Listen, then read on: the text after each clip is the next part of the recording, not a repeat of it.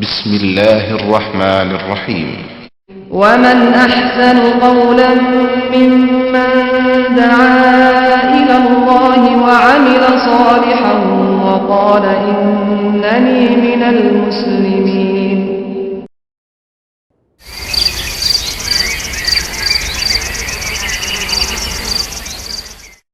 الحمد لله نحمده ونستعينه ونستغفره ونؤمن به ونتوكل عليه ونعوذ بالله من شرور أنفسنا ومن سيئات أعمالنا من يهده الله فلا مضل له ومن يضلل فلا هادي له وأشهد أن لا إله إلا الله وأشهد أن محمدا عبده ورسوله.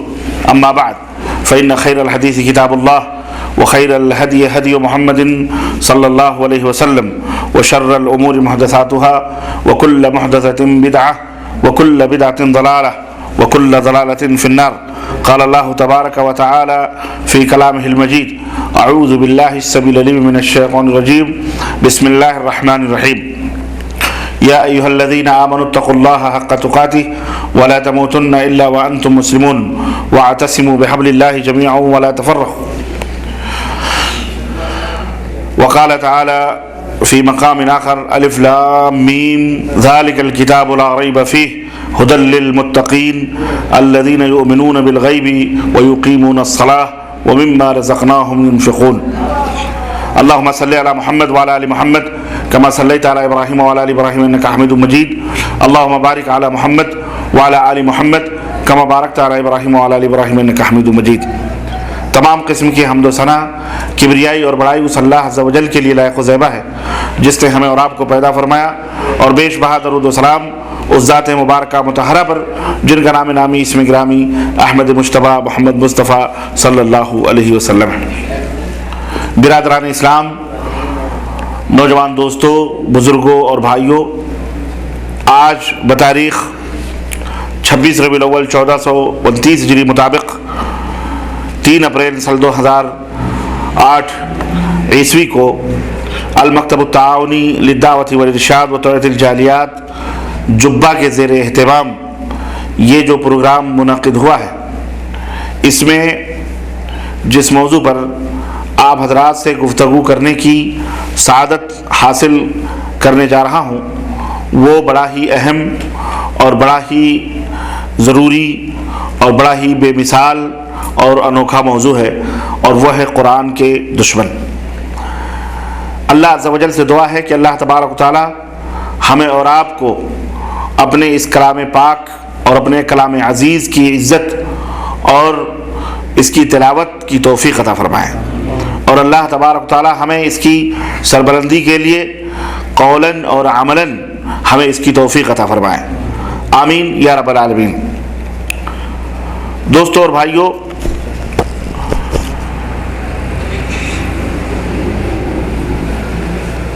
یہ بڑی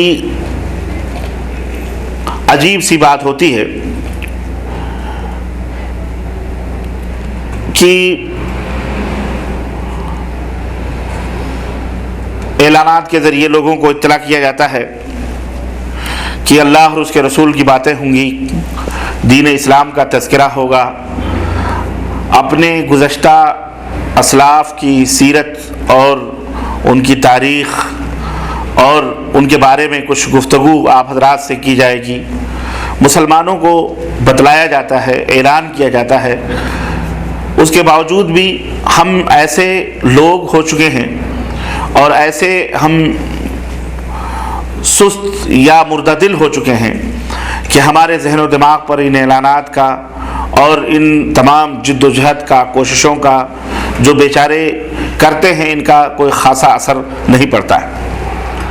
لیکن اگر یہی اعلان کسی فاسق و فاجر اور کسی بے غیرت بے حیا آدمی کے لیے کیا جائے، یا کسی کھلنڈرے کے لیے کیا جائے، یا کسی پلیئر کے لیے کیا جائے، یا کسی ناچنے گانے والے کے لیے کیا جائے، تو ہم اپنے وقت میں سے، اپنی زندگی میں سے صرف وقت ہی کی قیمت نہیں صرف کریں گے، بلکہ جیب سے بھی پیسے صرف کر کے وہاں پہنچنے کے لیے ہم لوٹ مار کریں گے، اور مار کٹائی کر کے ہم وہاں پہنچ کر چاہے جوتوں میں بیٹھنا پڑے، چاہے کھڑے ہونا پڑے، بہرحال ہم وہ اپنی عزت سمجھیں گے۔ یہ غیروں کی بات میں نہیں کرتا، خود اپنے مسلمان بھائیوں کا ہمارا اپنا یہ حال ہو چکا ہے۔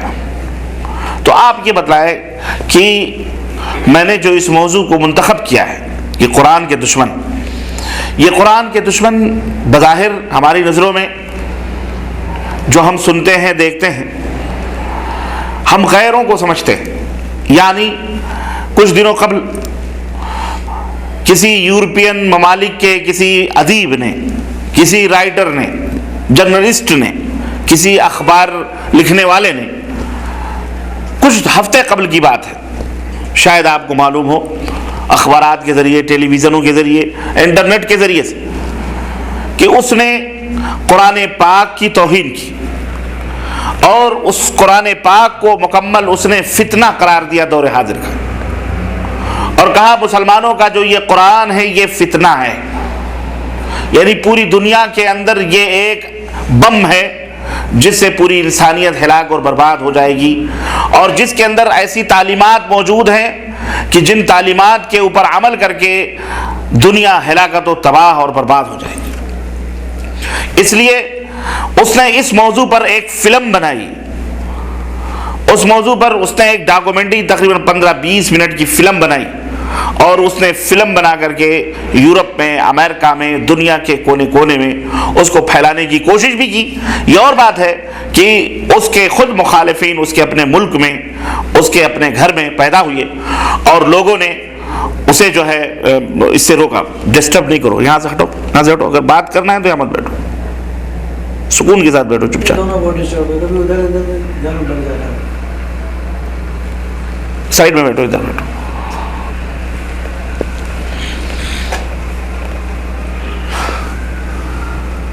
میری بات سمجھ رہے ہیں آپ؟ اسی طرح سے آپ نے کچھ دنوں پہلے، 2-4 سال پہلے کی بات ہے، آپ نے اخبارات میں دیکھا ہوگا کہ دلی کے چوراہے پر قرآن پاک کے اوراق جلائے جا رہے ہیں۔ آپ نے یہ بھی اور خبر سنی ہوگی کہ امریکہ کے امریکین فوجیوں نے ابو غریب ہی نہیں بلکہ گونٹامو کے جیلوں میں جو مسلمانوں کو لے جا کر کے قید کیا ہے، ان کے سنڈاسوں میں، ان کے باتھ روموں میں قرآن کریم کو پھینکا گیا۔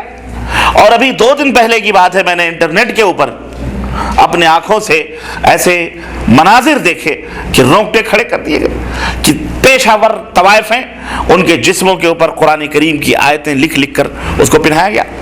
یہی نہیں کہ ہم کہتے ہوئے ہم لرزتے ہیں، ہم کانپتے ہیں کہ جناب علی وہ باتھ روم، وہ ٹوائلٹ جس کے اوپر آدمی بیٹھ کر کے، یورپین ٹائپ کے جو ٹالی ٹائپ کے ہوتے ہیں، بیٹھ کر کے قضائے حاجت کرتا ہے، اس کا جو ڈھکن ہے جس پر جن کو ڈھکا جاتا ہے، اس ڈھکن کے اوپر لا الہ الا اللہ محمد الرسول اللہ لکھا گیا ہے۔ یہی نہیں بلکہ وہ سینڈلیں، جو جوتیاں یہ طوائف ہیں، یہ رنڈیاں یا یہ جو فاحشہ قسم کی عورتیں استعمال کرتی ہیں، ان چپلوں کے اوپر قرآنی آیات، ان سینڈلوں کے اوپر قرآنی آیات لکھے گئے ہیں۔ یہ کون کر رہا ہے؟ یہ اس وقت کی میڈیا، اس وقت کے وہ لوگ جو اپنے آپ کو انسانیت کے بہت بڑے علمبردار سمجھتے ہیں، جو لوگ اپنے آپ کو انسانیت کو آزاد کرانے کا جنہوں نے بیڑا اٹھایا ہوا ہے، جو یہ کہتے ہیں کہ دنیا غلام ہے، دنیا کو ہم ایک نئی دنیا میں لانا چاہتے ہیں، دنیا کو ہم ایک نئے دور میں لانا چاہ رہے ہیں، دنیا کو ہم ترقی کی راہوں پہ لے جانا چاہ رہے ہیں، دنیا کو ہم جو ہے روشنی میں لانا چاہتے ہیں، یہ وہ لوگ یہ باتیں کہتے ہیں۔ اور دیگر مذاہب اور دیگر دینوں کی کتابیں، ان کے دھرموں کی باتیں، ان کے مذہبوں کی باتیں انہیں نہیں ملتی۔ اگر دنیا میں انہیں کوئی نظر آتا ہے تو کون نظر آتا ہے؟ مسلمان۔ ان کی اپنی مذہبی کتاب، وہ قرآن جو پوری دنیا کے لیے آج بھی چیلنج ہے۔ اللہ رب العزت نے جسے قرآن کریم میں ارشاد فرما کہ ان کنتم علی ریب، اے لوگو اگر تمہیں کوئی شک ہے، اگر تمہیں کوئی شبہ ہے اس کتاب کے بارے میں جو ہم نے اپنے نبی محمد صلی اللہ علیہ وسلم کے اوپر نازل کیا، جو ہم نے اپنے نبی حضرت محمد صلی اللہ علیہ وسلم محمد رسول اللہ پر نازل کیا، اگر تمہیں کوئی شک ہے فَدُعُوا شُهَدَاءَكُم مِّن دُونِ اللَّهِ، تو لاؤ اپنے تمام بڑے بڑے لوگوں کو اللہ کے علاوہ اور جمع کر کے فَأْتُوا بِسُورَةٍ مِّن مِّثْلِهِ، ایک صورت اس کی طرح، ایک صورت بنا کر کے اس کی طرح دنیا کے سامنے پیش کرو، ان کنتم صادقین، اگر تم سچے ہو۔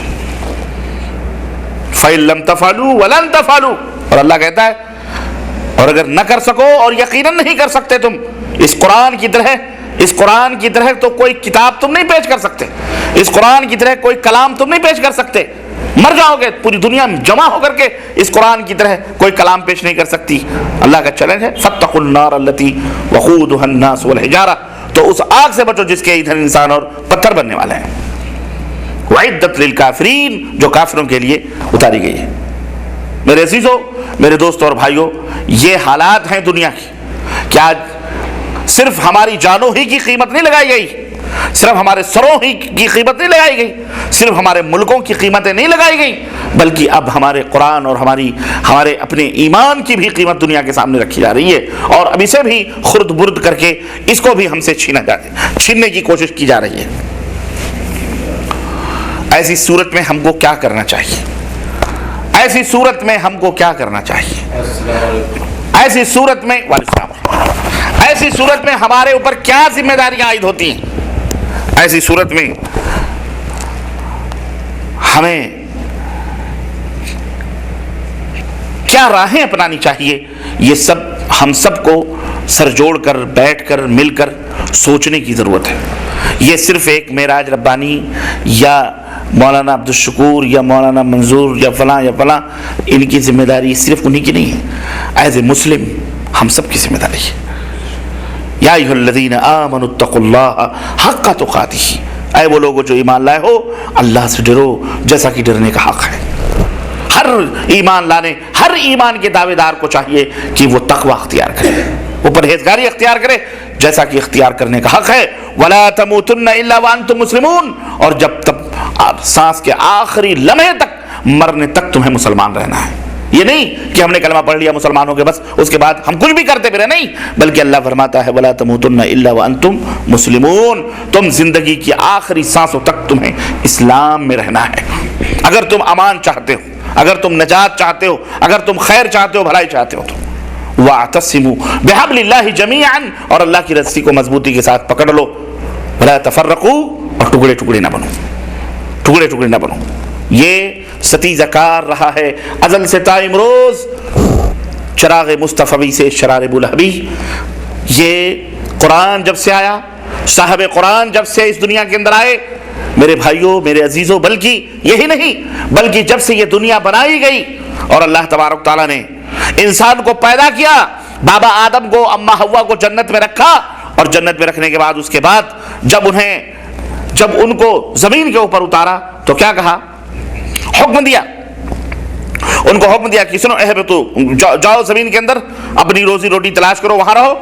فَإِمَّا يَأْتِيَنَّكُم مِّنِّي هُدًى فَمَن تَبِعَ هُدَايَ فَلَا خَوْفٌ عَلَيْهِمْ وَلَا هُمْ يَحْزَنُونَ، جاؤ دنیا کے اندر رہو، ہماری طرف سے ہدایتیں آئیں گی، ہماری طرف سے تعلیمات آئیں گی، ہماری طرف سے روشنی آئے گی، تو جو لوگ اس روشنی کی اتباع کریں گے، جو لوگ اس روشنی کو فالو کریں گے، جو لوگ اس دین کو اپنائیں گے، ان کو نہ کوئی خوف ہوگا نہ کوئی غم ہوگا، وہ اللہ کے ہاں سرخرو ہوں گے۔ وہ روشنی آتی رہی آدم علیہ السلام سے لے کر اللہ تبارک تعالیٰ نبیوں کے سلسلوں کو جاری کیا، ہماری رشد و ہدایت کے لیے انبیاء آتے رہے، رسول آتے رہے، اور تقریباً ایک ضعیف روایت کے مطابق تقریباً 1,24,000 انبیاء اور رسول اس دنیا میں آئے، اور پھر آخری نبی جو قیامت تک اب کوئی دوسرا نبی آنے والا نہیں، آخری نبی خاتم النبیین حضرت محمد الرسول اللہ صلی اللہ علیہ وسلم نے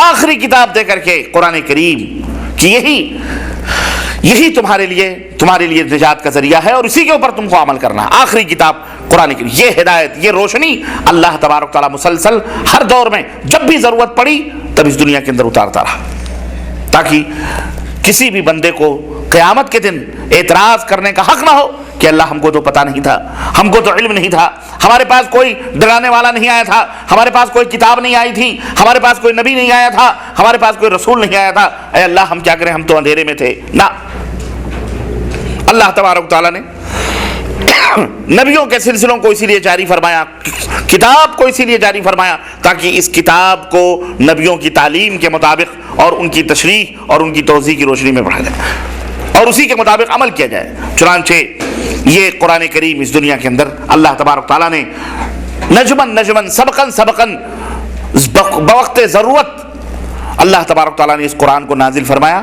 اور یہ قرآن نبی کریم صلی اللہ علیہ وسلم کی زندگی، نبی کریم صلی اللہ علیہ وسلم کی جو مکی اور مدنی زندگی، جو 23 سالہ زندگی تھی، اس 23 سالہ زندگی میں یہ قرآن مختلف حالات میں اترتا رہا۔ کتنے برس میں اترا یہ قرآن؟ 23 برس میں یہ قرآن جب ضرورت پڑی یہ قرآن اللہ کے رسول صلی اللہ علیہ وسلم کے اوپر اترتا رہا، اور اللہ کے نبی اس قرآن کو لوگوں کو پڑھ کر کے سناتے رہے، لوگوں کو بتلاتے رہے، لوگوں کو اس کی روشنی میں تعلیم دیتے رہے، لوگوں کو اخلاقیات کی تعلیم دیتے رہے، نماز کی تعلیم دیتے رہے، زکوٰۃ کی تعلیم دیتے رہے، اور معاشرت کی تعلیم دیتے رہے، سیاسیات کی تعلیم دیتے رہے۔ غرض پوری دنیا کی تعلیمات، پوری تعلیمات جو ایک انسانیت کی ہدایت اور خیر اور اس کی بھلائی کے لیے ضروری تھی، اس قرآن کے اندر اللہ تبارک تعالیٰ نے نازل فرما دی۔ اور اللہ کے نبی صلی اللہ علیہ وسلم اپنی امت کو یہ تمام سب تعلیم دیتے رہے۔ ایسا نہیں رہا کہ یہ قرآن کی تعلیم جاری بھی تھی، اللہ کے نبی لوگوں کو بتلاتے رہے اور لوگ اسے قبول بھی کرتے رہے، ایسا بھی نہیں رہا،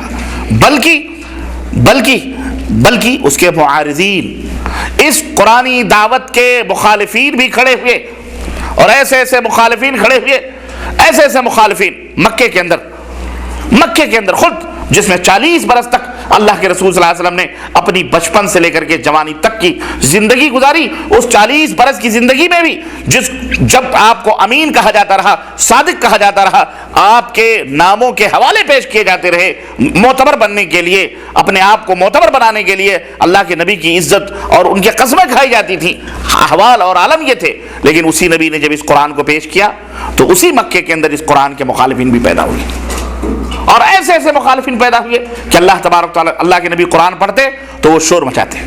چنانچہ اللہ رب العزت نے قرآن کریم کے اندر اس بات کا نقشہ کھینچا ہے، وقال الذین کفروا، جس کو ابھی آپ عزیزم عبد الرحمن سے آپ نے اس تلاوت کو سنا کہ اللہ تبارک تعالیٰ نے فرمایا وقال الذین کفروا لا تسمعوا لهذا القرآن،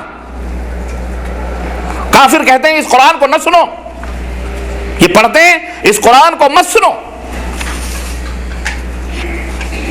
کیا کرو؟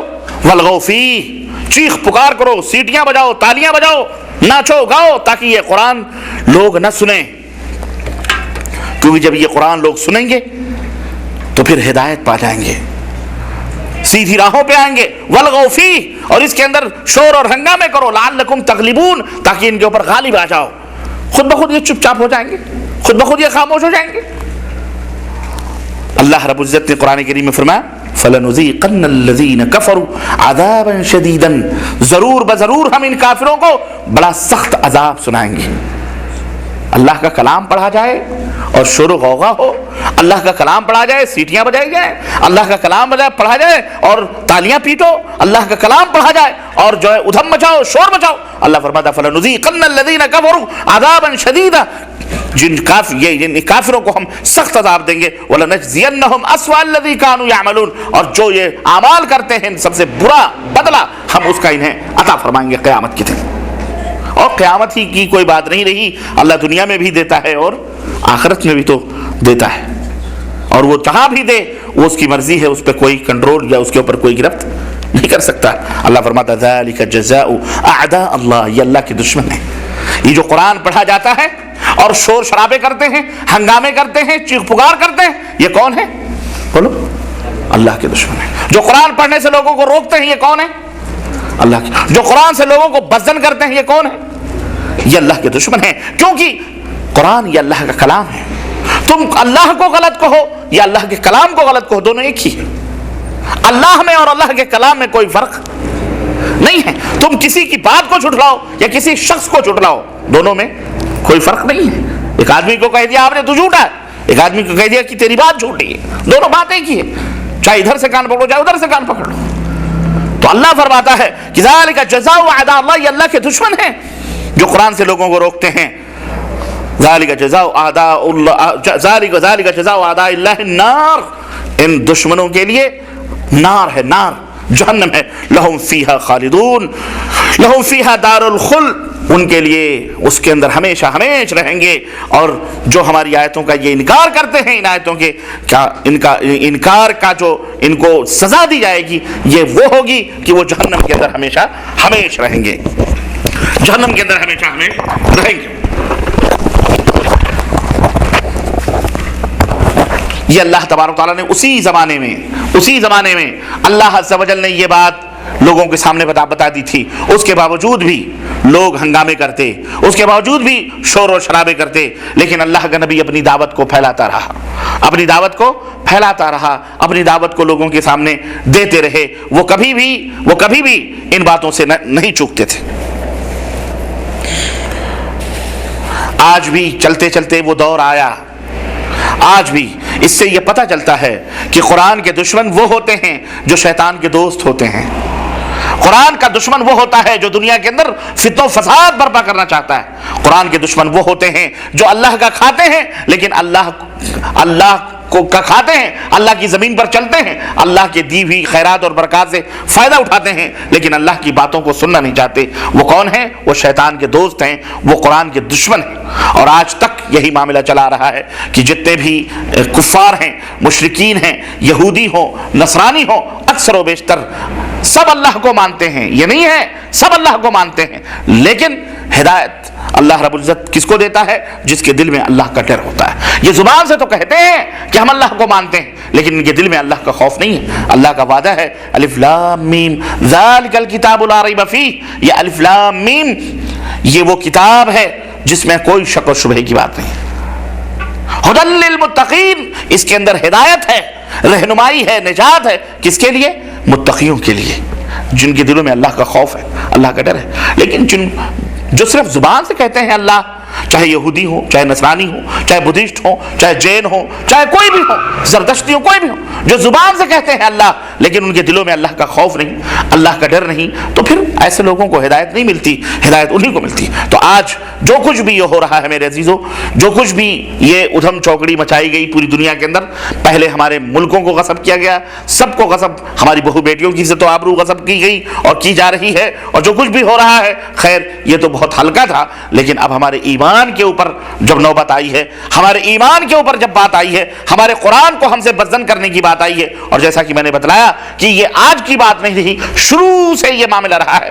ایسی صورت پہ ہم کو کیا کرنا چاہیے میں بتاتا ہوں. نبی کریم صلی اللہ علیہ وسلم کی سیرت طیبہ کے حوالے سے قرآن یہ کوئی معمولی کتاب نہیں ہے, پہلے اس کو سمجھو. تو نہ مٹ جائے گا ایران کے مٹ جانے سے, کسی کے مٹانے سے. یہ قرآن اللہ اکبر مٹ سکتا نہیں, مٹ سکتا ہے. قرآن کبھی نہیں مٹ سکتا ہے الحمدللہ.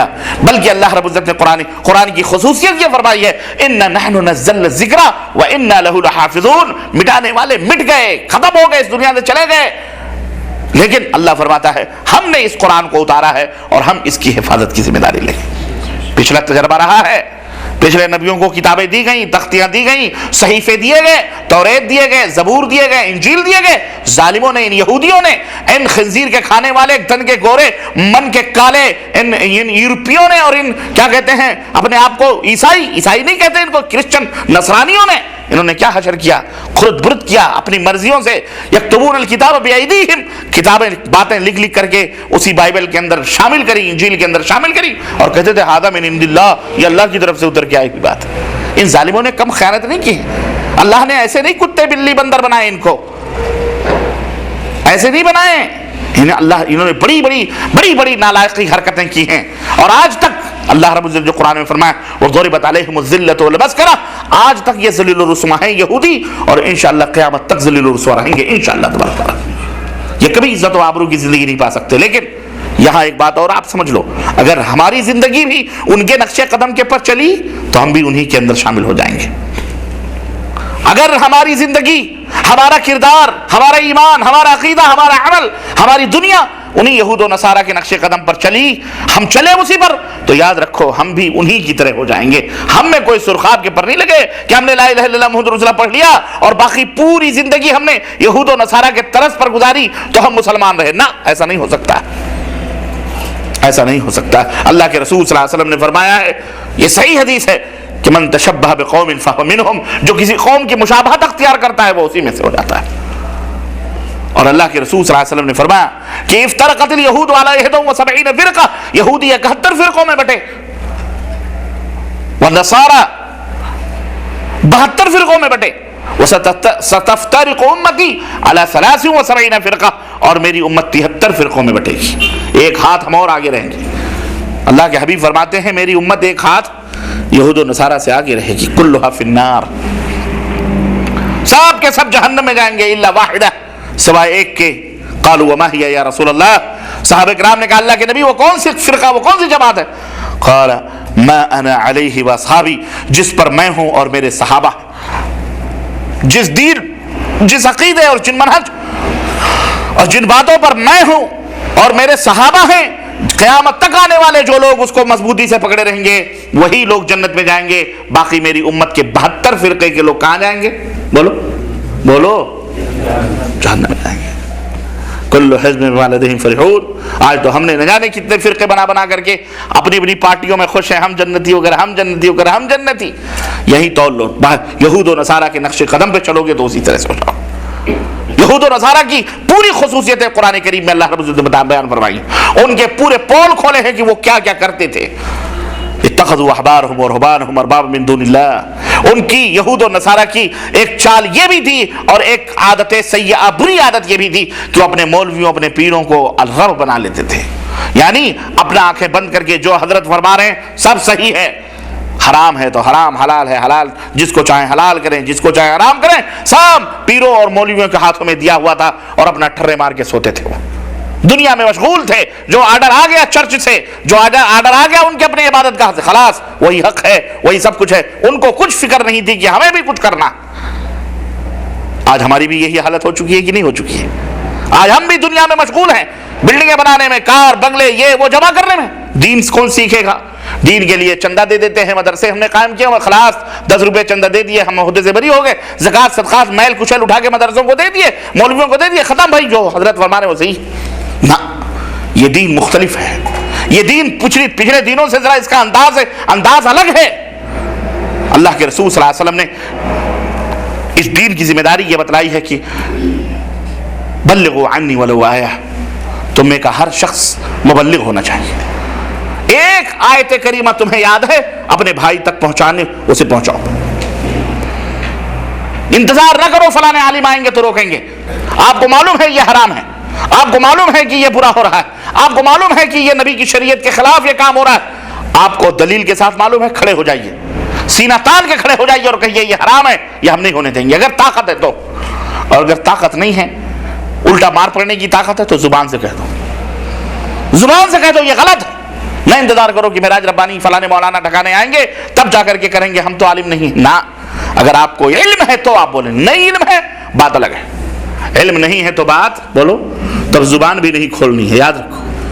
آج کل ہمارے ہاں علم ہے تو بھی، نہیں علم ہے تو بھی لوگ مفتی اعظم بنے پھرتے ہیں۔ ایک سوال اگر آپ سے کیا جائے اسی میں، ہم سے کوئی کرتا ہے تو ہم تو ابھی جواب دینے کے تیاری میں ہوتے ہیں، دوسرا بول دیتا ہے یہ مسئلہ ایسا نہیں ایسا ہے۔ اللہ کے بندے، جب ایک عالم دین بیٹھا ہوا ہے تو آپ کو کیا ضرورت ہے زبان کھولنے کی؟ لیکن نہیں، سب کو سب مفتی بنے پھر رہے ہیں، جانتے ہو اس کا حشر کیا ہوتا ہے؟ یہ بہت بڑی بات ہے، اللہ کے دین میں کسی بات کو بیان کر دینا بغیر سوچے سمجھے یہ کوئی معمولی چیز نہیں ہے، آدمی دائرہ اسلام سے باہر ہو جاتا ہے۔ یہ زبان بھی قیامت کے دن گواہی دے گی تمہارے خلاف، یہ جو ہم بولتے ہیں تم کیا سمجھتے ہو ایسے ہی اور لا کر کے بولتے ہیں؟ اس کی ایک ایک لفظ کی ذمہ داری ہمارے اوپر عائد ہوتی ہے۔ کل قیامت کے دن آپ جہاں پکڑو گے اس سے پہلے ہمیں اپنے رونگٹے پکڑیں گے، ہماری یہ زبان ہمارے خلاف گواہی دے گی، اللہ وہ دن ہمیں نہ دکھائے، اور اللہ اس زبان سے ہمیشہ قرآن و سنت کی باتیں نکلوائے، بولو آمین۔ اس لیے میرے بھائیوں یہ بڑی ذمہ داری کی بات ہے، آپ نبی کی امت ہو، ان هذه امتکم امۃ واحدہ، اللہ نے فرمایا تم ایک امت ہو، تم کون ہو؟ تم ایک امت، تم فرقہ نہیں ہو، تم کون ہو؟ ہاں ایک امت ہو، ایک ہو، بس ایک ہو، ایک ہی نبی کے ماننے والے، ایک رسول کے ماننے والے، ایک قبلہ، ایک کعبہ اور ایک قرآن، ایک حدیث تمہارا، بس تم انیک نہ بنو، مسلمان ہو، لا الہ الا اللہ محمد رسول اللہ پڑھتے ہو، خلاص اب تمہیں تعلیم لینی ہے، تمہیں سب کچھ لینا اپنے نبی حضرت محمد رسول اللہ صلی اللہ علیہ وسلم۔ میرے ایک بارہ بنکی سے ایک صاحب نے مجھے لیٹر لکھا کچھ دنوں پہلے، انہوں نے کہا ایک مولوی صاحب سے میری بحث ہو گئی، کہنے لگے کہ اجی وہ ایسا ہے کہ مسلمانوں کو چاہیے کہ کسی نہ کسی ایک مذہب سے جڑ جائیں، کوئی نہ کوئی ایک مذہب پکڑ لیں، ان کے لیے ضروری ہے ورنہ گمراہ ہو جائیں گے۔ تو میں نے کہا مولانا، انہوں نے خط میں لکھا کہ مولانا ایک مذہب سے کیا مطلب کیا ہمارے لیے رسول اللہ صلی اللہ علیہ وسلم کافی نہیں ہے؟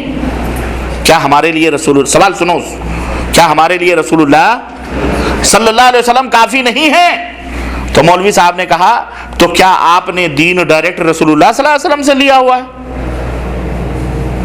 کیا آپ نے دین ڈائریکٹ رسول اللہ صلی اللہ علیہ وسلم سے لیا ہے؟ کیسے لیا آپ نے؟ تو اس خط لکھنے والے بندے نے، بیچارے وہ جاہل، کہہ رہے میں جاہل ہوں لیکن اللہ نے مجھے راستہ سوچا. میں نے کہا تو جس مذہب کے پکڑنے کی بات آپ مجھے کر رہے ہیں، کیا اس مذہب کے امام سے آپ نے ہم نے دین ڈائریکٹ لیا؟ نہیں سمجھ آئی؟ آ گئی سمجھ میں؟ ہاں. تو آپ رسول اللہ صلی اللہ علیہ وسلم کے لیے تو یہ مشکل پیش کر رہے ہو کہ ڈائریکٹ کیا آپ نے لیا ہے، اور امام کے پکڑنے کے لیے کیا آپ نے ڈائریکٹ امام سے دین لیا ہے؟ وہاں یہ مشکل کیوں نہیں پیش آتی ہے؟ اس کا مطلب ہے دال میں کچھ کھالا ہے. اس کا مطلب بولے یار تفصیل ہے، اب آپ سے کون بات کرے، چھوڑو جانا. بولے نہیں مولانا تفصیل نہیں، یہی حق ہے کہ ہمارے لیے رسول اللہ صلی اللہ علیہ وسلم کافی ہیں. وہی ہمارے امام ہیں، وہی قائد ہیں، وہی رہبر ہیں، وہی رہنما ہیں. ہمارے الو گلو دوسروں کے پیچھے نہیں چلنا ہے. چلنا ہے تو کس کے پیچھے چلنا ہے؟ یہ یہودیوں کی صفت تھی، اتخذوا احبارهم ورهبانهم اربابا من دون اللہ، جنہوں نے اپنے پیروں، اپنے مولویوں، اپنے فقیروں کو اللہ کے علاوہ رب بنا لیا تھا. جو کہتے ہیں حرام تو حلال، جو کہتے ہیں حلال تو حلال. نہ، یہ ہمارے نبی صلی اللہ علیہ وسلم کے دین میں یہ نہیں ہے. ہمارے نبی صلی اللہ علیہ وسلم کے دین میں کیا ہے؟ ترکت فیکم امرین لن تضلوا ما تمسکتم بہما کتاب اللہ و سنتی. میں تمہارے درمیان دو چیزیں چھوڑے جاتا ہوں، جب تک ان دونوں چیزوں کو پکڑے رہو گے گمراہ نہیں ہو سکتے. ایک کتاب اللہ ہے اور ایک دوسرے سنت رسول اللہ صلی اللہ علیہ وسلم.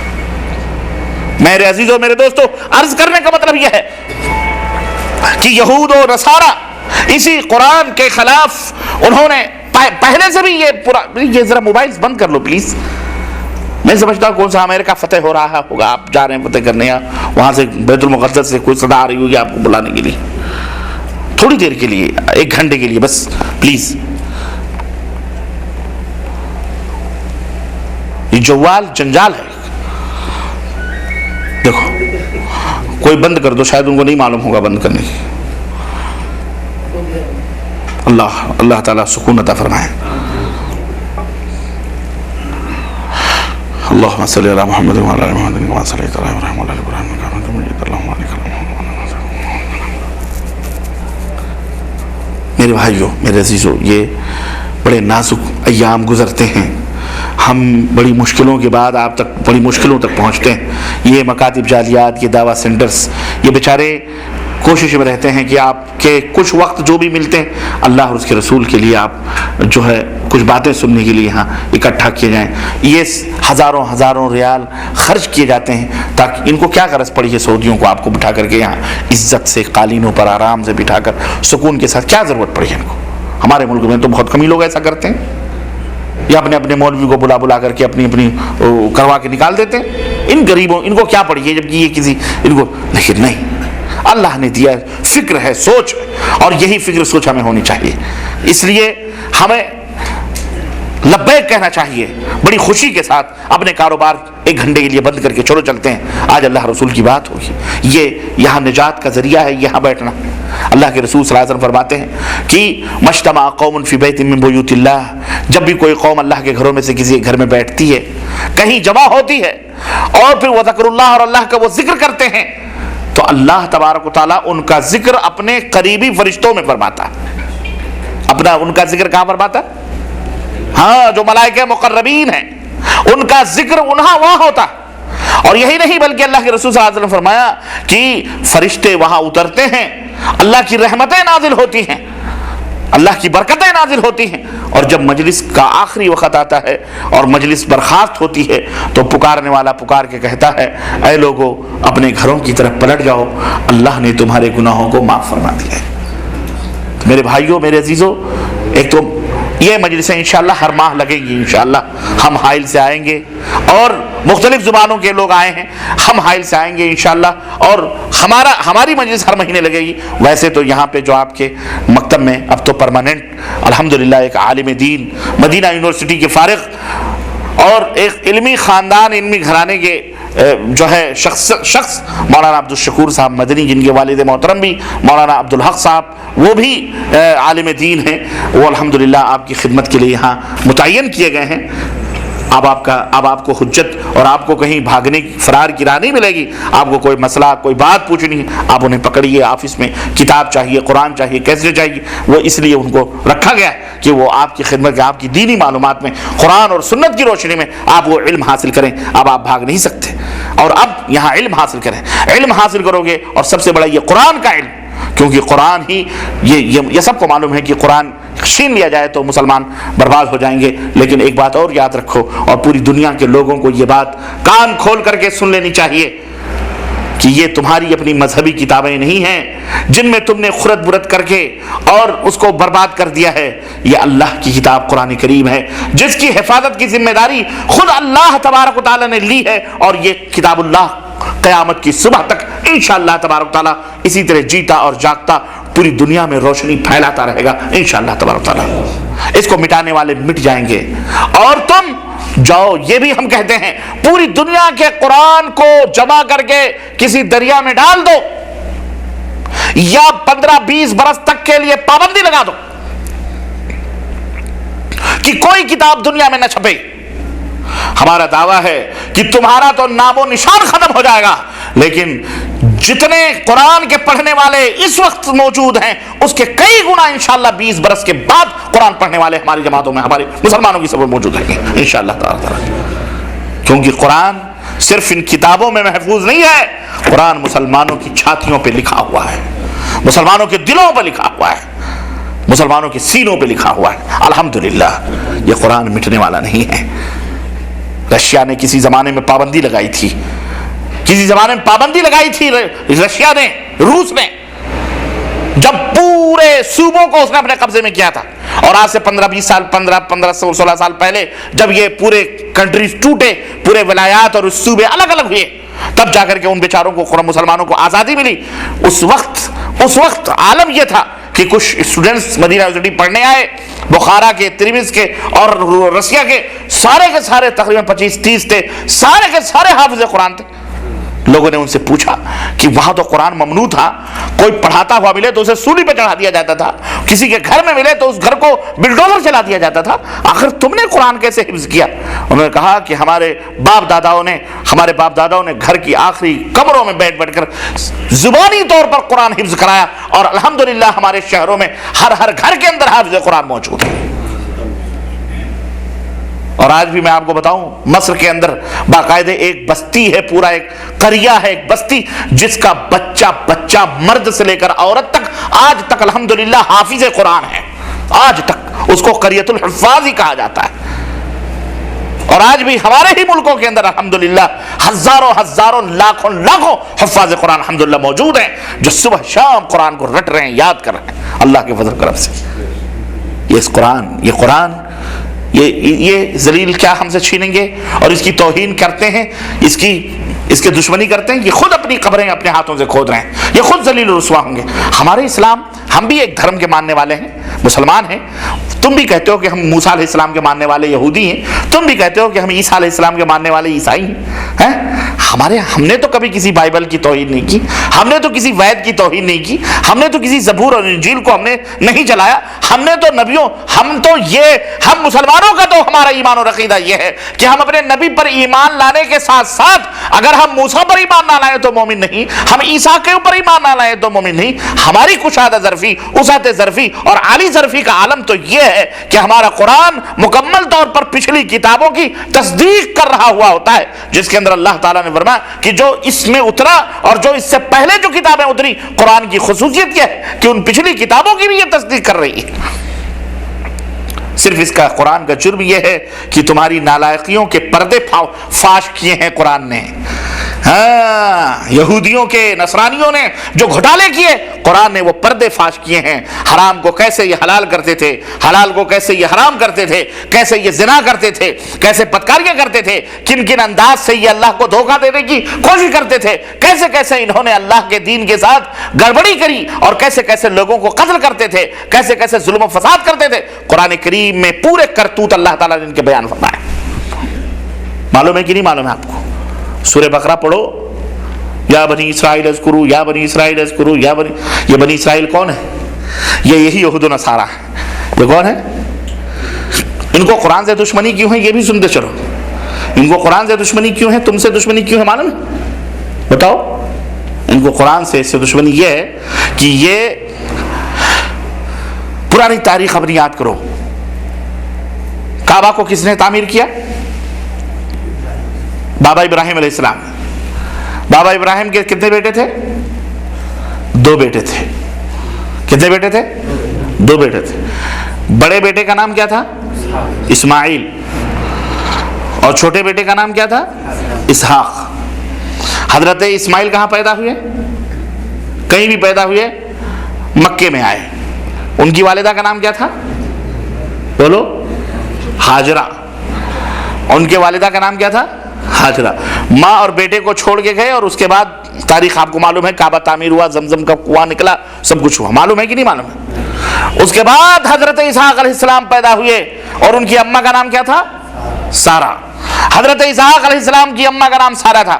پھر حضرت اسحاق کے بیٹے پیدا ہوئے. ان کے ایک بیٹے کا نام کیا تھا؟ یعقوب. تم لوگ مت بولو بھائی. ان کا نام کیا تھا؟ یعقوب. پھر حضرت یعقوب کے کتنے بیٹے پیدا ہوئے؟ 11 بیٹے. ان میں ایک بڑے معروف ہیں، ان کے بیٹے کا نام کیا ہے؟ بولو.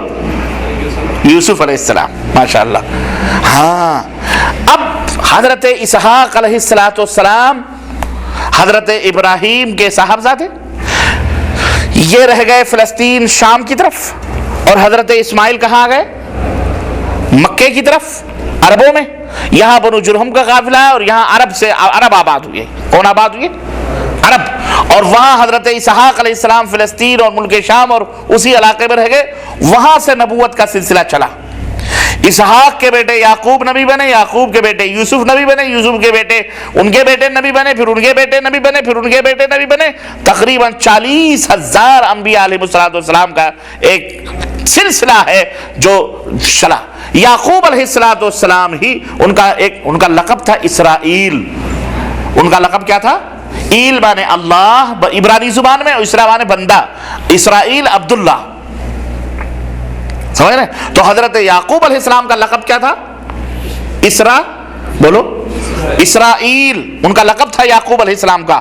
اور بنو اسرائیل یعنی اسرائیل کے بیٹے، یعنی یعقوب کے بیٹے.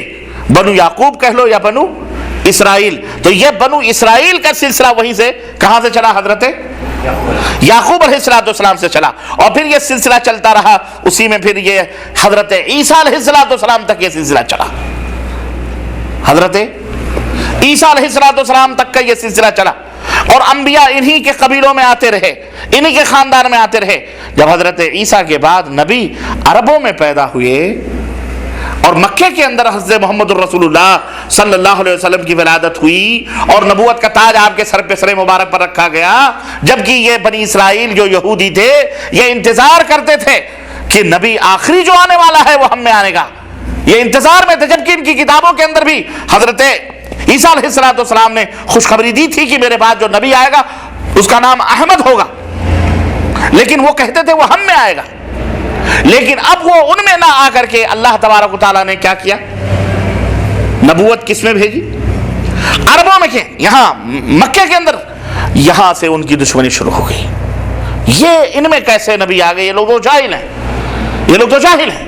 جبکہ عرب کے جو لوگ تھے مکے کے اندر وہ کہتے تھے کہ ہم دین ابراہیمی کو ماننے والے لوگ ہیں، کعبے کے معمار ہم ہیں، کعبے کی حفاظت کرنے والے ہم ہیں، کعبے کو ابراہیم نے بنایا، کعبے کو ابراہیم نے غلاف چڑھایا، حجر اسود کو رکھا، زمزم اور یہ حج اور پورا مناسک حج اور قربانی اور طواف اور سعی اور یہ تمام سب چیزیں حضرت ابراہیم نے ہمیں بتلائی، دین ابراہیم کے ماننے والے ہم ہیں. یہودی کہتے تھے نہیں، نبی ہم میں اب تک آئے ہیں، ہمیں ہونا چاہیے، تم میں نہیں کوئی نبی آنا چاہیے. اب جب نبی صلی اللہ علیہ وسلم وہاں پیدا ہوئے ان کو ہو گئی دشمنی. وہاں سے یہ دشمنی. اب نبی صلی اللہ علیہ وسلم قرآن لا رہے ہیں، نبی صلی اللہ علیہ وسلم کو دین بتلایا جا رہا ہے، نبی بتا رہے ہیں، سمجھا رہے ہیں، ماننے کے لیے تیار، ان کے قتل کے در پہ ہو. لڑائی ہوئی، جنگیں ہوئی، بہرحال جو کچھ بھی ہوا. مشرکین مکہ الگ جو دین ابراہیم میں خرافات کر کے بیٹھے تھے، کہتے تھے کہ ہم دین ابراہیمی پہ، تو اللہ کے نبی کہتے تھے ابراہیم علیہ السلام کے دین پہ ہو. اللہ کے بندو، تو ابراہیم علیہ السلام شرک نہیں کرتے تھے، تم تو 360 بتوں کی سجدے کرتے ہو. ایک اللہ کا سجدہ کرو، ایک اللہ کو پکارو. ایک اللہ سے روزی مانگو، ایک اللہ سے بیٹا بیٹی مانگو، ایک اللہ کے نام کی نظر کرو، ایک اللہ کی قربانی کرو، ایک اللہ رب العزت کو پکارو۔ تم ان کی عبادت کیوں کرتے ہو؟ ان بتوں کی پوجا کیوں کرتے ہو؟ یہ تو بت ہیں، نہ بول سکتے ہیں، نہ کھا سکتے ہیں، نہ پی سکتے ہیں۔ انہوں نے عقیدت و محبت میں حضرت ابراہیم کا بھی اسٹیچو بنایا ہوا تھا، حضرت ان کی والدہ محترمہ حضرت مریم کا بھی فوٹو بنایا ہوا تھا، اسٹیچو بنا کر کے رکھا ہوا تھا، اور کہتے تھے کہ جی جناب علی ہم دین ابراہیم پہ یہی ہماری محبت ہے اور ہم محبت سب سے زیادہ کرتے ہیں۔ اللہ کے نبی نے کہا نا، چنانچہ مکہ فتح ہوا، حضرت ابراہیم حضرت اسماعیل کے اسٹیچوؤں کو نبی علیہ السلام نے چھڑیوں سے مار مار کے گرایا اور کہا قد جاء الحق وزهق الباطل ان الباطل کان زہوقا، حق آ گیا اور باطل مٹ گیا۔ یہ بت پرستی اب نہیں چل سکتی۔ سمجھ بات آئی کہ نہیں آئی؟ عرض کرنے کا مطلب یہ ہے کہ آج جو جلن ہے، حسد ہے، ان کو یہ ہے، ایک تو یہ کہ نبی ان میں آیا، اور یہ لوگ اس آخری نبی کے ماننے والے ہیں، یہ جانتے ہیں یعرفونہ کما یعرفون ابناءہم۔ اللہ نے قرآن کریم میں فرمایا کہ یہ اس نبی کو پہچانتے ہیں یہودی اور یہ کرسچن، یہ نصرانی، یہ اس نبی کو پہچانتے ہیں ایسے جیسے یہ اپنے بیٹوں کو پہچانتے ہیں، لیکن ایمان نہیں لاتے یہ۔ کیوں؟ حسد میں، بغض میں چھوٹے ہو جائیں گے، کہتے ہیں کہ ہم سب سے بڑے ہیں، اللہ نے ہمارے اندر اتنے ہزار نبیوں کو بھیجا ہے، ہم سب سے بلند و بالا ہیں، ہم کیسے ان کے ساتھ رہیں؟ یہ سب تو کتے اور خنزیر سمجھتے ہیں۔ وہ کہتے ہیں پوری دنیا کتے اور خنزیر کی طرح ہے، ہم ہی سب سے بڑے ہیں۔ حکمرانی، سیادت، یہودی یہ جو اسرائیل ہے، اسرائیلی جو ہیں، فلسطین کے اندر جو لڑائی ہو رہی ہے، سمجھ رہے ہو نا بات کو؟ یہ چند لوگ ہیں، لیکن ان کے پیچھے چونکہ بڑے بڑے لوگ موجود ہیں اس لیے یہ بچے ہوئے ہیں، ورنہ یہ تو ایک پھونک، مسلمان پھونک دیں تو یہ کمینے ختم ہو جائے گا۔ لیکن نہیں، ہماری پھونکوں کے اندر بھی تو وہ قوت ہونی چاہیے نا، ہمارے اندر وہ قوت ہے ہی نہیں، ہمارے اندر تو وہ قوت ہی سلب ہو چکی ہے، ختم ہو چکی ہے۔ کیوں؟ یہود و نصارہ نے ہمیں گھسیٹ کر اپنے نقش قدم پہ لگایا ہوا ہے، اپنے طریقے پہ لگایا ہوا ہماری زندگی۔ ہم قرآن سے رشتہ توڑ چکے، نماز سے رشتہ توڑ چکے، اللہ کی توحید سے رشتہ توڑ چکے، نبی صلی اللہ علیہ وسلم کے بارے میں ہم کو کچھ نہیں معلوم، اپنی تاریخ کا ہم کو کچھ پتہ نہیں، ہمیں زندگی کیسے گزارنی چاہیے ہم نے فلمیں، سینما ہال اور تھیٹر اور ناول اور میگزین اور یہ اور وہ غلط سلط علم گلم برے لوگوں، باطل لوگوں سے ہم نے لینا سیکھ لیا، تو پھر ہم کہاں؟ قرآن کو ہم پڑھتے نہیں، قرآن جو ہمارے پوری کائنات کے لیے رشد و ہدایت کے لیے آیا تھا، ہم اس قرآن کو سیکھتے نہیں، جانتے نہیں، تو بتاؤ پھر وہ ہم کہاں جائیں؟ پھر ہمارا وہی حشر ہونے والا ہے۔ تو ہماری پھونکوں میں ہمارے جسموں میں قوت اور طاقت کہاں سے آئے گی؟ ہماری دعاؤں میں طاقت کہاں سے آئے گی؟ اس لیے اے مسلمانوں، اے لوگوں، اے ایمان والو، اللہ سے ڈرو، اور اللہ سے ڈرتے ہوئے اللہ کے دین کے اوپر قائم و دائم رہو۔ اس قرآن سے اپنے رشتے کو استوار کرو، قرآن کو پڑھو، حرفن پڑھو، لفظاً پڑھو، ترجمہ معنی قرآن الحمدللہ ہر زبان کے اندر موجود ہے، تمل کے اندر، اردو کے اندر، کیرلا کے اندر، سنگھالی کے اندر، ہر ہندی کے اندر، ہر زبان میں موجود ہے۔ اس کے اندر دیکھو، اس کی تاثیر کو سمجھو۔ یہ قرآن بڑا مؤثر کلام ہے اللہ تبارک تعالیٰ کا، اس کے اندر ساری چیزیں موجود ہیں، اس کو پڑھو گے اور اس کے مطابق اپنی زندگی اٹھا لو گے جب کامیاب ہو سکتے ہو۔ پھر کوئی گالی دینے والا گالی دے، کوئی برائی کرنے والا برائی کرے، صرف وہ تمہارا کچھ نہیں بگاڑ سکتا ہے۔ تم اپنے راستوں پہ چلو گے، جس طرف جاؤ گے تمہیں قرآن والے کہا جائے گا، اور یہ کہا جائے گا کہ ماشاءاللہ یہ قرآن کے سچے اور پکے دائی۔ لیکن آج دیکھیں، اس لیے میرے عزیزو بات زیادہ نہیں کہنا چاہ رہا، میں وقت بھی آپ کا زیادہ نہیں لینا چاہ رہا، مختصر یہ کہ یہ قرآن بڑی عظیم کتاب ہے، اور آج تک الحمدللہ عربوں میں جب یہ قرآن اترا تھا، عرب جب بھی اس میں کوئی ایک آیت کریمہ بنا کر کے اس کی طرح کوئی نہیں لا سکا۔ آج بھی کرسچن موجود ہیں، یہودی موجود ہیں، عربی بولتے ہیں، لبنان ہے، فلسطین ہے، اور آپ کا مصر ہے، اور آپ کا عراق ہے، اور آپ کا کیا کہتے ہیں بیروت ہے، سارے مغرب ہے، موراکو ہے، سب عربی بولتے ہیں۔ بڑے بڑے اخبار نکالتے ہیں، بڑے بڑے ٹیلی ویژنوں پر کرسچن لوگ اپنے اپنے پروگرام پیش کرتے ہیں، ریڈیو پر سب کچھ پیش کرتے ہیں، بڑے بڑے ماہرین ہیں، مدبرین ہیں، سائنٹسٹ ہیں، بڑے بڑے بدعان ہیں، لیکن آج بھی کسی مائی کے لال کو یہ جرات نہیں ہوئی کہ قرآن کریم جیسا کوئی ایک سورت کیا ایک آیت کریمہ ہی پیش کر سکے۔ ہے کوئی مائی کا لال؟ اس کی وجہ میں آپ کو بتاؤں، ہم اور آپ قرآن کو نہیں سمجھتے، اس لیے ہمارے دلوں پر اس کا اثر نہیں ہوتا۔ جو لوگ قرآن کو سمجھتے ہیں، عربی جو سمجھتے ہیں نا، ان کے اوپر قرآن کا بہت بڑا اثر ہوتا ہے، بہت بڑا رعب ہوتا۔ ایک مثال میں دوں، حضرت عمر بن خطاب رضی اللہ تعالیٰ عنہ، حضرت عمر بن خطاب عرب تھے، عربی جانتے تھے، سمجھتے تھے کلام اللہ عربی زبان میں کیا کہا. میں آپ کے سامنے پڑھوں الف لام میم ذالک الکتاب لا ریب فیہ ھدی للمتقین الذین یؤمنون بالغیب ویقیمون الصلاۃ ومما رزقناہم ينفقون والذین یؤمنون بما انزل الیک وما انزل من قبلک وبالآخرۃ هم یوقنون اولئک علی ھدی من ربہم واولئک هم المفلحون. آپ نے کیا سمجھا؟ کچھ سمجھا؟ لیکن ایک عرب کو بولو سمجھ گیا کیا کہا ہے میں نے. ان الذين كفروا سواء عليهم انذرتهم ام لم تنذرهم لا يؤمنون ختم الله على قلوبهم وعلى ابصارهم غشاوة ولهم عذاب عظيم. آپ نے کیا سمجھا؟ کچھ نہیں سمجھا. لیکن ایک عرب جو زبان کو جانتا ہے وہ سمجھتا ہے. عمر بن خطاب رضی اللہ تعالیٰ عنہ نبی کریم صلی اللہ علیہ وسلم کی دعوت کو نہیں سنتے تھے، نہ کبھی بیٹھتے تھے، نہ اٹھتے تھے، نہ جانتے تھے. روکا ہوا تھا لوگوں نے، مت جانا اس کے پاس، اس کے کلام میں جادو ہے، اس کی باتوں میں سحر ہے، ایک دفعہ سن لو گے تو گمراہ ہو جاؤ گے، یہ ہو جاؤ گے، باپ داداؤں کے دین سے پھر جاؤ گے. ایک دفعہ سوچے کہ یہ چراغ ہی بجھا دو، بات ہی ختم ہو جائے، اندھیرا ہو جائے گا، محمد کو ختم کر دو صلی اللہ علیہ وسلم. تلوار لے کے نکلے، راستے میں ایک صحابی نے دیکھا کہ بڑے تیز ترار، بڑے بہادر تھے یہ. کہا باپ رے باپ یہ کہاں جا رہے ہیں؟ کہنے کو عمر کہاں جا رہے ہو؟ کہا آج میں اس فتنے کو ختم کرنے جا رہا ہوں. کہا کون سا فتنہ؟ کہنے لگے ارے پورے مکے کے اندر اس نے فتنہ پھیلایا ہوا ہے، گھر گھر میں لڑائی، باپ بہنوں بیٹوں میں لڑائی، بھائی بھائی میں جنگ کروایا ہوا ہے. کہتا ہے کہ جی ایک اللہ کو مانو. اور یہ سمجھ گئے وہ کہ یہ طوفان تو بہت تیزی کے ساتھ جا رہا ہے، اللہ اکبر کہیں ایسا نہ ہوگی. صحابی تھے، دل جو ہے گھبرا اٹھا کہ میرے نبی تک یہ کیسے پہنچے. انہوں نے سوچا اس طوفان کو کسی چھوٹے جوہڑ کی طرف پھیر دو، کسی چھوٹے بڑے نالے سے ملنے کے بجائے کہ پیڑ پودوں میں کہیں لگا دو. کہا عمر اس نبی کو قتل تم کرنے تو جا رہے ہو لیکن تم نے اپنے گھر کی بھی خبر لی ہے. کہا کیا مطلب؟ کہا گھر میں تمہارے بہن اور بہنوئی پہلے مسلمان ہو چکے ہیں. اللہ اکبر. ارے نبی تو نبی دیا تو بہن بہنوئی کٹ جائیں گے، تو بہن بہنوئی کو مارنا کتنا مشکل ہے. کہا بہن بہنوئی تو علیکم السلام بہن بہنوئی تو مسلمان ہو چکے ہیں. کہا ایسا؟ کہا ہاں. کامیاب ہو گئے، پلاننگ ان کی کامیاب ہو گئی. ذہن میں فوری طور پر جو طوفان کو رخ موڑنے کا جو ان کے دماغ میں پلان آیا تھا وہ فوری طور پر مڑا اور کہا اچھا تو پھر سب سے پہلے میں انہیں جا کے نپٹتا ہوں، پھر میں اس تک پہنچوں گا. پلٹے گئے کان لگا کے دروازے پہ سنی، کچھ پڑھ رہے تھے وہ لوگ. دروازے پہ دستک دی. بہن نے پوچھا کون؟ کہا عمر ہے، دروازہ کھولو. سمجھ گئے آج تو کچھ نہ کچھ ہونے والا. فوراً وہ جو صحابی بیچارے پڑھا رہے تھے مصعب بن عمیر تھے، کون تھے وہ، چارپائی کے نیچے گھس گئے اور قرآن وغیرہ لے کر کے اندر گھس گئے. انہوں نے چھپا دیا. دروازے پہ بہن ہوتی ہے.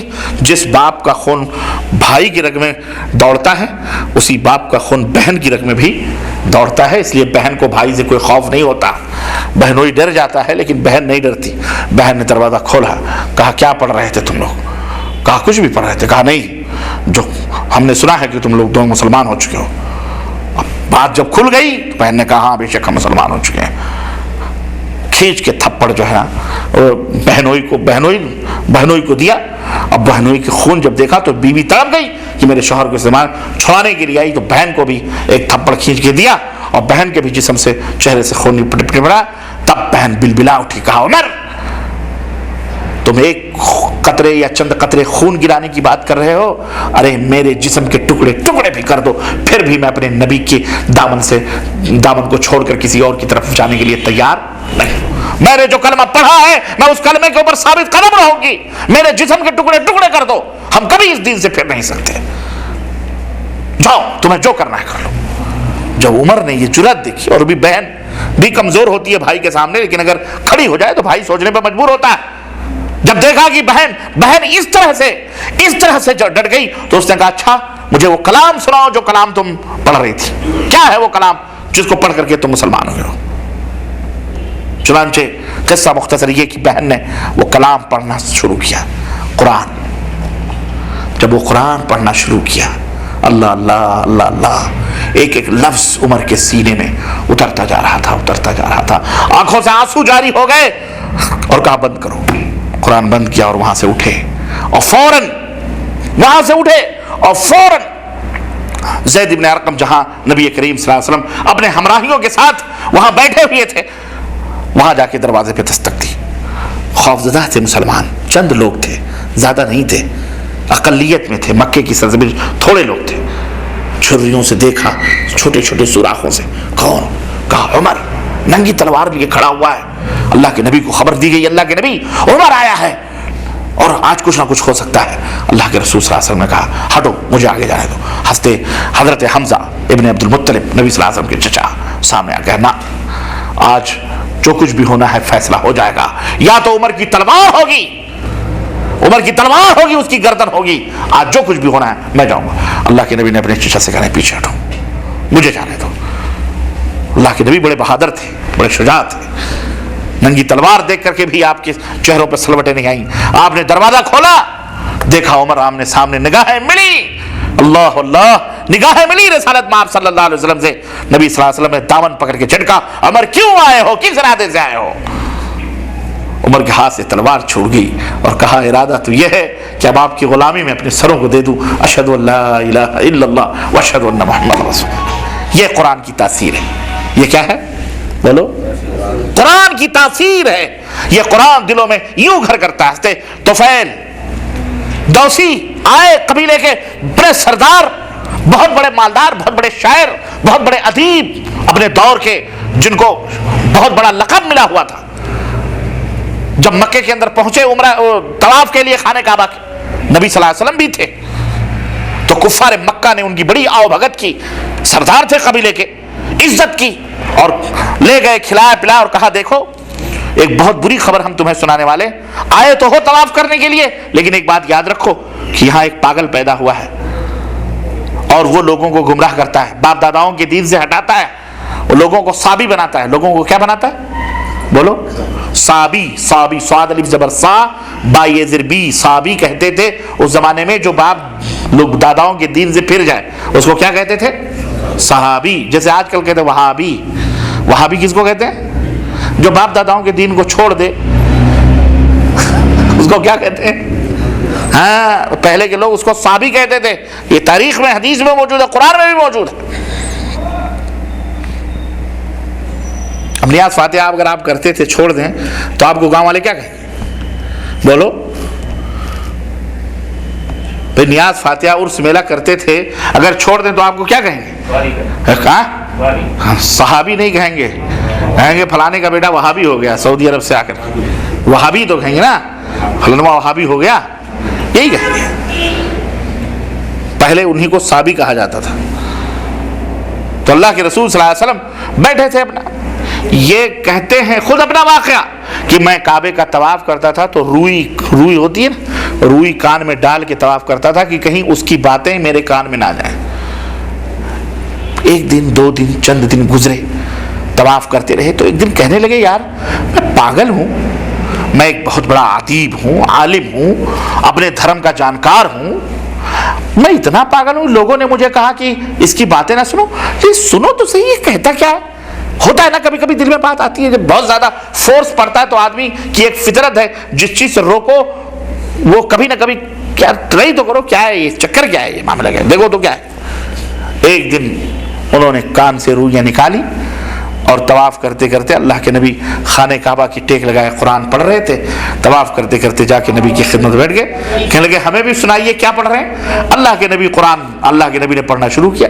अब जब कुरान पढ़ना शुरू किया, इधर कुरान पढ़ते जा रहे हैं, इधर आंखों से आंसू जारी, और देखा तो हुआ ये कि वहीं बैठे बैठे कहने लगे ये तो किसी शायर का कलाम नहीं, किसी जादूगर का कलाम नहीं, ये तो कोई दुनिया में किसी इंसान का, बशर का कलाम ही नहीं हो सकता है, ये कलाम तो आसमान वाले का हो सकता है। अशहदु अल्ला इलाहा इल्लल्लाह व अशहदु अन्ना मुहम्मदर रसूलुल्लाह। वही कलमे शहादत पढ़ ली और वही मुसलमान हो गए। तो जो कलाम को समझते हैं उनके अंदर ये तासीर पैदा होती है। ये खिंजीर, कुत्ते बिल्ली खाने वाले, तनके गोरे मन के काले यूरोप, और ये कुफ्फार और मुशरिकीन और मूत और पेशाब पीने वाले गाय बछड़े की, ये क्या समझें जुबान क्या है, कलाम क्या है, अल्लाह क्या है, रसूल क्या है, इनको क्या तमीज़ है।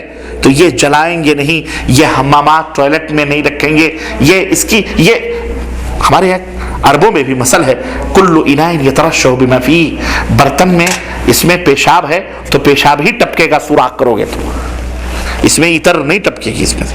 ہے نا, اس میں اگر کلر لال رنگ کا پانی بھرا ہے تو لال ہی رنگ کا پانی گرے گا.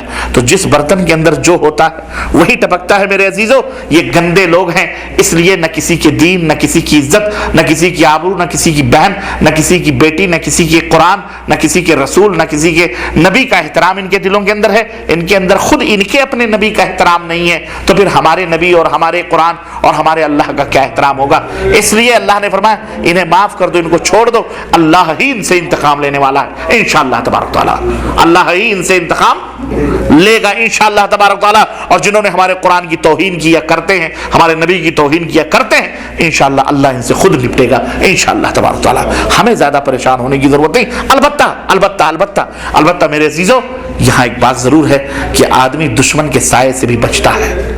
آدمی اپنے دشمن کی گلی سے اگر یہ دیکھتا ہے میرا دشمن اس گلی سے گزر رہا ہے تو وہ گلی چھوڑ دیتا ہے کہ نہیں چھوڑ دیتا ہے.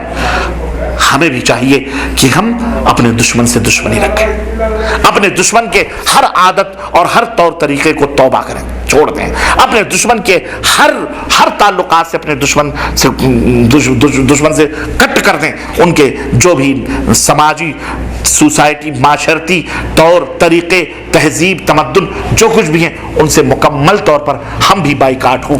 ہم اپنے دین کے اوپر عمل کریں اور ہم اللہ سے قریب ہوں, اپنے نبی سے زیادہ محبت کریں, اپنے نبی سے زیادہ اپنے نبی کی سنتوں کو فالو کریں, اپنے نبی کی تعلیمات کو اوپر لائیں گے تو یہ اور ذلیل ہوں گے انشاءاللہ تبارک تعالیٰ, اور انہیں اور رسوائیاں آئیں گی, یہ اور بلبلائیں گے. لیکن اگر ہم اس کے الٹا ہو گئے, انہی کے نقش قدم پہ چلنے لگے, تو میرے عزیزو پھر تو قرآن ہم پہ لعنت کرے گا, خود ہمیں اللہ ہی لعنت کرے گا. ہم نہ ادھر کے رہیں گے نہ ادھر کے رہیں گے. اس لیے اے لوگو, ادخلوا فی السلم کافہ, ٹوٹل مکمل طور پر اسلام میں داخل ہو جاؤ. یہی دین رحمت ہے, یہی دین انسانیت ہے, یہی محبت ہے, یہی دین مساوات اور برابری ہے. اسی دین کے اندر نجات ہے, اسی قرآن کے اندر خیر ہے, بھلائی ہے, اسی کے اندر سب کچھ موجود ہے. اگر تمہیں معلوم کرنا ہے تو اس خزانے کو کھولو اور پڑھو, معنی قرآن کریم پڑھو, ترجمے پڑھو, تفسیریں پڑھو, انشاءاللہ تعالیٰ آپ کے سینے کھلتے چلے جائیں گے, اور یہی چیزیں پڑھتے پڑھتے آپ کی آنکھیں بند ہوئی اور جنت میں آپ جائیں گے. اللہ عز و جل سے دعا ہے کہ اللہ ہمیں ان نصیحتوں پر سب سے پہلے ہمیں عمل کرنے کی اور پھر آپ سب کو عمل کرنے کی توفیق عطا فرمائے, اور اللہ تمام مسلمانوں کو اپنے اس قرآن سے جڑنے کی توفیق عطا فرمائے, اس قرآن سے دوستی اور محبت کرنے کی توفیق عطا فرمائے, اس قرآن کو اپنے سینے سے لگا کر اور اس کی تعلیمات کے اوپر عمل کرنے کی توفیق عطا فرمائے. آمین یا رب العالمین. وصلی اللہ علی نبینا محمد وعلی آلہ وصحبہ اجمعین. والسلام علیکم ورحمۃ اللہ وبرکاتہ.